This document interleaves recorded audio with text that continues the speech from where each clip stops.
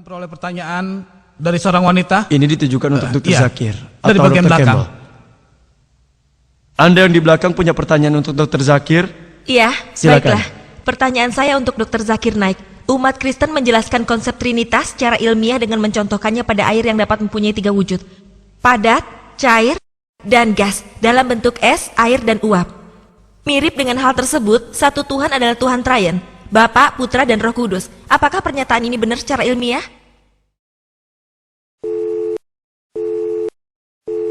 Bahwa ada umat Kristen yang mengatakan bahwa secara ilmiah mereka dapat membuktikan konsep Trinitas. Sebagaimana air dapat mempunyai 3 wujud, padat, cair, dan gas, seperti es, air, dan uap. Jadi mirip dengan hal itu. Kita tahu Tuhan dalam 3 bentuk, Bapa, Putra, dan Roh Kudus. Bagaimana menanggapinya? Apa hal ini secara ilmiah benar? Secara ilmiah saya sangat setuju bahwa air terdiri dari 3 bentuk, padat, cair, dan gas. Es, air, dan uap. Namun, secara ilmiah kita tahu bahwa komponen air tetaplah sama, H2O, 2 atom hidrogen dan 1 atom oksigen. Komponennya tetap sama. Unsur pokoknya sama, hanya bentuknya saja yang berubah. Tapi itu tidak masalah. Mari kita lihat konsep Trinitas, yaitu Bapa, Putra, dan Roh Kudus. Bentuk, mereka mengatakan perubahan bentuk. Demi untuk perdebatan kami setuju.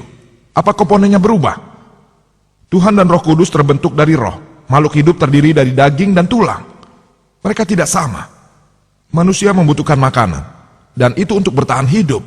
Mereka tidak sama. Yesus telah memberikan kesaksian ini, damai baginya. Ajaran Lukas, bab 24, ayat 36 sampai 39. Dia berkata, "Lihatlah tangan dan kakiku.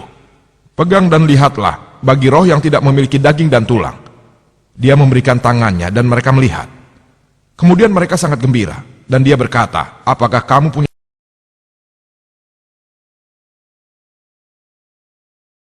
Dia pun makan. Untuk membuktikan apa? Ia terima ikan panggang dan selembar sarang madu itu, dan dia pun makan. Untuk buktikan apa? Dia Tuhan? Atau dia bukan Tuhan? Dia makan.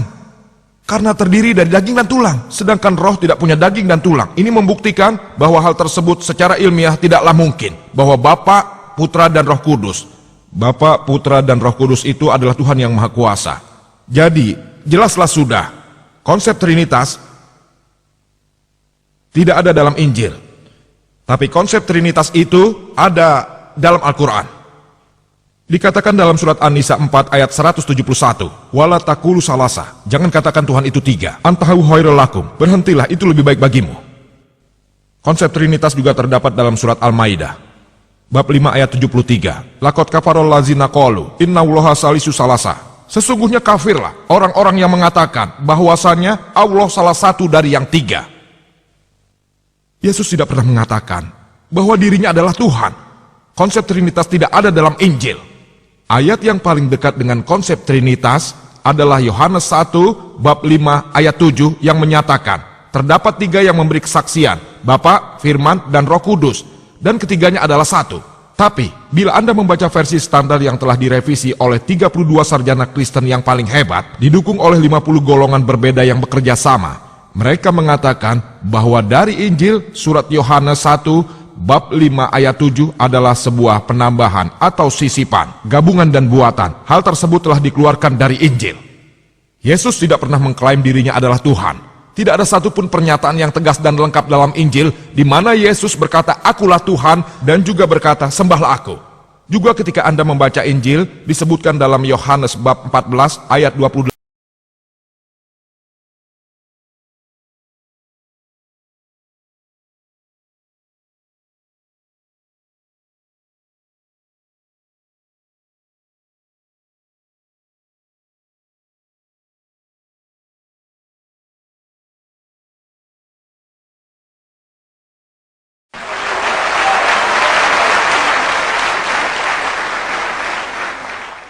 "Aku menghakimi sesuai yang kudengar dan penghakimanku adil, sebab aku tidak menuruti kehendakku sendiri, melainkan kehendak Dia."